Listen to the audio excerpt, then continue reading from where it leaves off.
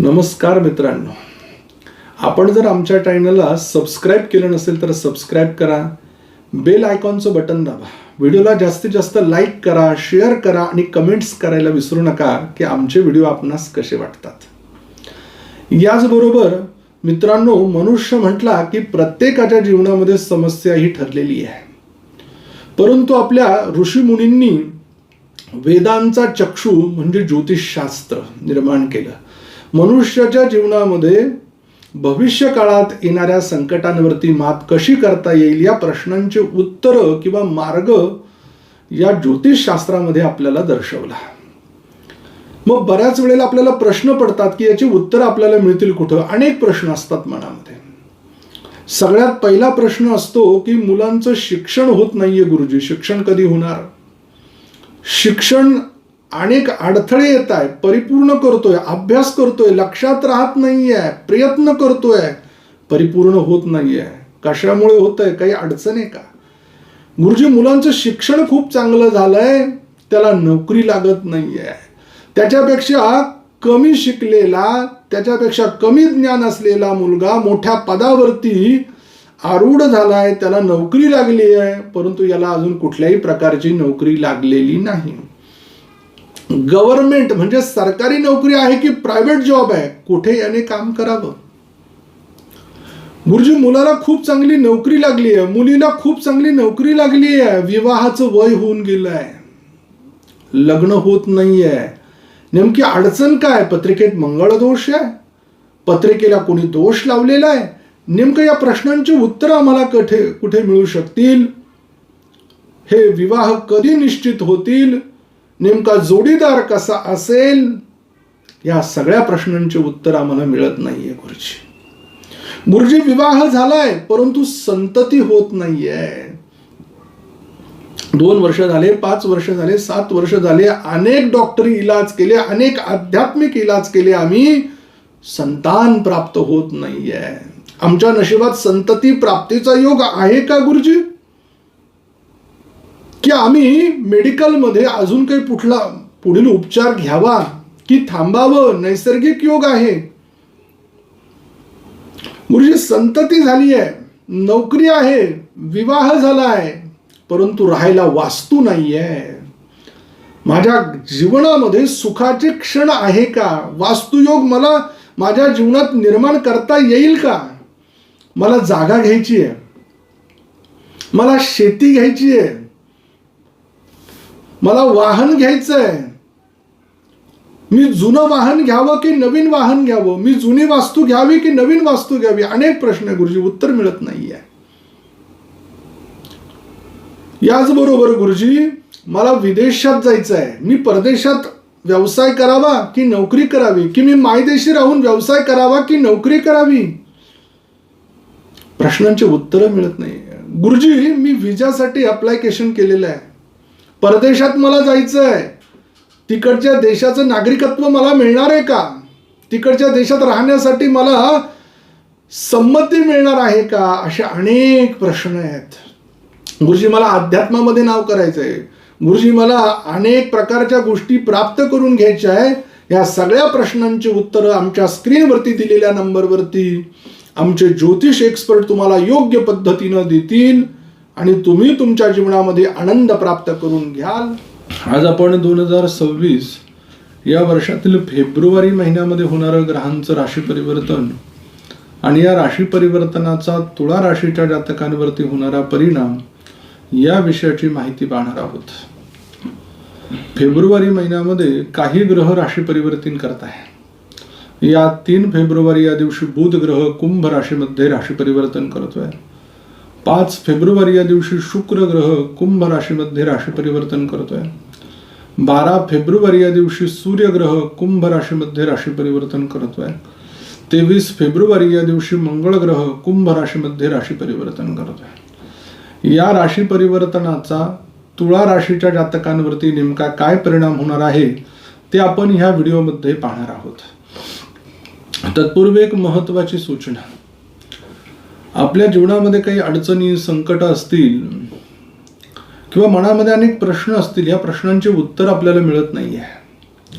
कुठे मिळतील आपल्याला प्रश्नांची उत्तरं, जीवनातील संकटांवर मात करण्याच्या गोष्टी? तर आमच्या स्क्रीनवरती दिलेल्या नंबरवर आपण फोन केला, संपर्क केला तर आमचे ज्योतिष एक्सपर्ट तुम्हाला योग्य असं मार्गदर्शन करतील, ज्यानं तुमच्या जीवनातील अडचणी कमी होण्यासाठी मदत होईल. तुळा राशी, शुक्र या ग्रहाच्या आधिपत्याखाली येणारी ही रास आहे. प्रथम स्थान लग्न भाव. लग्नेश शुक्र हा 5 फेब्रुवारीला राशी परिवर्तन करून मकर राशीतनं कुंभ राशीमध्ये विराजमान होतोय, म्हणजेच पंचमामध्ये जातोय. शुक्र या ग्रहाला पंचम स्थान हे विशेष मानवतं. लग्नेश चतुर्थातनं पंचमाकडे जाणं म्हणजेच सगळ्या मनोकामना, मन इच्छित गोष्टींची पूर्तता होणं. सुख उपभोगाच्या दृष्टीनं वाहन, वास्तू, शेत जमीन किंवा प्रगतीच्या अन्यतम गोष्टी घेण्याच्या दृष्टीनं जर म्हणाल तर पहिले 5 दिवस तुम्हाला उत्तम आहेत. हे लग्नेशावरून फल सांगतोय. आणि त्यानंतर कारण की मनातही तसेच विचार येणार आहे तुळा राशीच्या जातकांचे की आपण घर घ्यावं, वाहन घ्यावं. आणि ज्यावेळेला ते पंचमात येतील त्यावेळेला प्रेमासाठी अनुकूल असा हा कालखंड आहे. मनातील इच्छा आपल्या आवडत्या व्यक्तीला आपल्याला व्यक्त करायची आहे, सांगायची आहे, बोलू शकत नव्हतो, ते तुम्ही ह्या महिन्यामध्ये व्यक्त होणार आहात. दूर गेलेले नाते, तुटलेले नाते हे परत पुनः एकदा जुळून येत आहे, ही तुमच्यासाठी एकदम आनंदाची गोष्ट आहे. द्वितीय स्थानाला धनस्थान म्हटलं गेलेलं आहे. कुटुंबवाणीचं हे स्थान आहे, नेत्राचं. या स्थानाचा स्वामी मंगळ ग्रह 23 फेब्रुवारीला मकरेतनं कुंभेत जातोय. त्यामुळे आर्थिक पैसा जो काही खर्च होणार आहे घरगुती लागणाऱ्या सगळ्या गोष्टींसाठी, घरात नवीन घराचं काम काढायचं आहे, फर्निचर करायचं आहे, नवीन वस्तूंची खरेदी करायची आहे, किंवा शेती आहे त्याला अंतर्गत एखादा व्यवसाय सुरू करायचा आहे, पशुपालन करायचं आहे, दुग्ध व्यवसाय असेल किंवा अन्यतम काही गोष्टी, या सगळ्यांसाठी जर म्हणाल तर द्वितीय स्थानाची ताकद, शक्ती सुखस्थानाला मिळालेली आहे. आणि ज्यावेळेला 23 तारखेनंतर तो द्वितीयेश मंगळ ग्रह ज्यावेळेला पंचमामध्ये जाईल त्यावेळेला विद्याभ्यास, उच्च शिक्षणासाठी लागणारा खर्च सुद्धा पेलवला जाईल. तृतीय स्थानाला पराक्रमाचं स्थान म्हणतात. या स्थानाचा स्वामी गुरु ग्रह नवम स्थानात, भाग्यस्थानात आहे. व्यापारासाठी परदेशात जावं तुम्ही, परदेशात जाण्यासाठी योग तयार झालेले आहेत, फक्त इच्छाशक्ती तुमची दांडकी पाहिजे. दूर मी कसा जाऊ, कसा राहू, कसे काम पूर्ण करू असे प्रश्न आले तर प्रगती होणार नाही. जर जीवनात पुढे पाऊल टाकायचं आहे तर जीवनामध्ये अपयश जरी आलं तरीही त्यातनं हरून न जाता पुढे पाऊल टाकावं आणि पुढे जावं. चतुर्थ स्थानाला सुखस्थान म्हटलं गेलेलं आहे. चतुर्देशाचा स्वामी शनी ग्रह 6ष्ठ स्थानामध्ये आहे. आईच्या प्रकृतीला आरोग्याचे प्रश्न निर्माण होणार आहे. अति मोठं कर्ज फक्त करून ठेवू नका.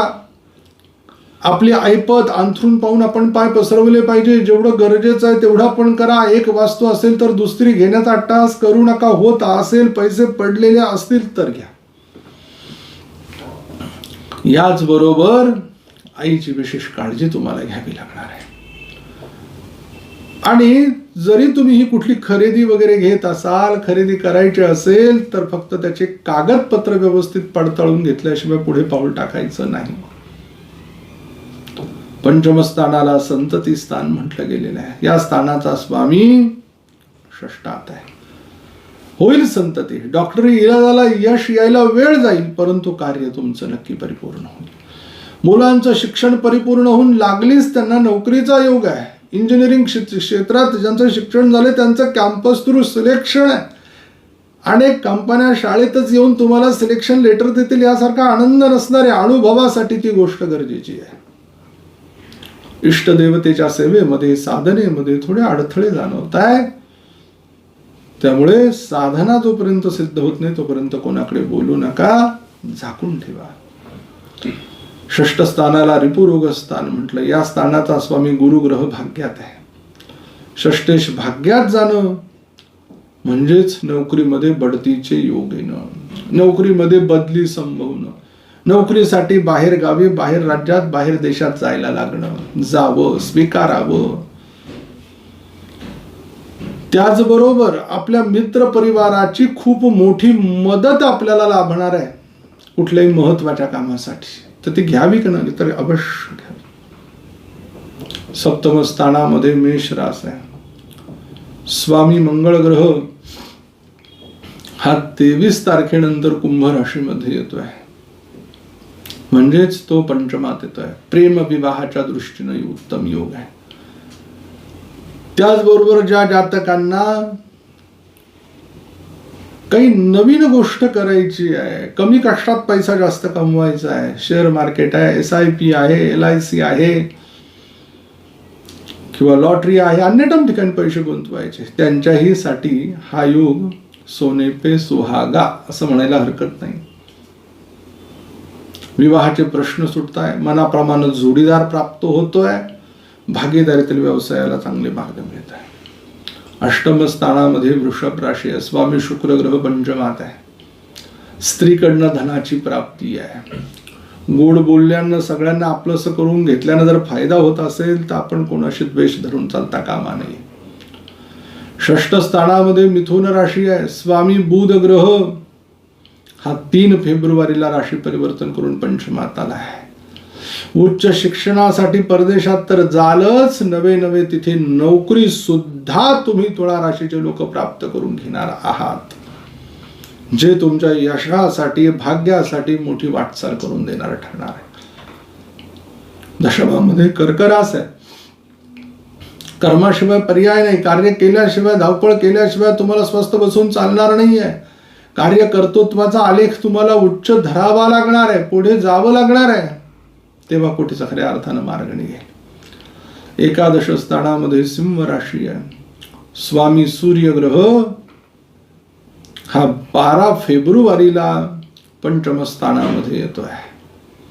लाभेश चतुर्थात्न पंचमामध्ये मिळालेल्या लाभाचा परिवारासाठी उपयोग करून घेत आहे. सगळ्यांकडनं लाभ होतोय. त्यानं स्वतःची प्रगती करून घेतली आहे. अडचणी, स्वतःच्या सगळ्या गरजा आपण परिपूर्ण करून घेतल्या आहे. नवे ज्यावेळेला तो पंचमात जाईल तर थोडेसे पैशांची उधळपट्टी केली आहे. म्हणून पैशांच्या उधळपट्टीला ब्रेक लावा, हेही तुम्हाला सांगतो. पैसा खर्च केला तर कुबेराचंही धन कमी पडतं, म्हणून गरज आहे तिथे खर्च केला. व्ययस्थानामध्ये कन्या राशी आहे. स्वामी बुध ग्रह हा 3 फेब्रुवारीला कुंभेत म्हणजेच पंचमात आलेला आहे. शिक्षण परिपूर्ण करून मायदेशी परत येण्याचा योग. वेश पंचमात आहे ना. बरेच लोक डॉक्टरचं शिक्षण घेण्यासाठी परदेशात जातात आणि पुढे MD वगैरे असे काही अन्यतम शिक्षण आहे ते भारतात येऊन करतात. त्यामुळे त्यांची इथे प्रॅक्टिस होते. तसेही योग उत्तम आहेत. किंवा दुसरी अजून काही शाखा असेल. तुळा राशीच्या जातकांसाठी शुभ अंक 8 आहे. शुभ रंग लाल आहे. शुभ दिवस 7 तारीख, 8 तारीख, 23 तारीख, 24 तारीख आणि 25 तारीख आहे. अशुभ दिवस 1 तारीख, 2 तारीख, 3 तारीख आणि 4 तारीख आहे. आपल्याला मंत्र देतो, त्या मंत्राचं पठण करा. ओम प्राणवाहिन्यै नमः. लवकर भेटू पुढील व्हिडिओमध्ये. तोपर्यंत सर्व प्रेक्षकांना नमस्कार.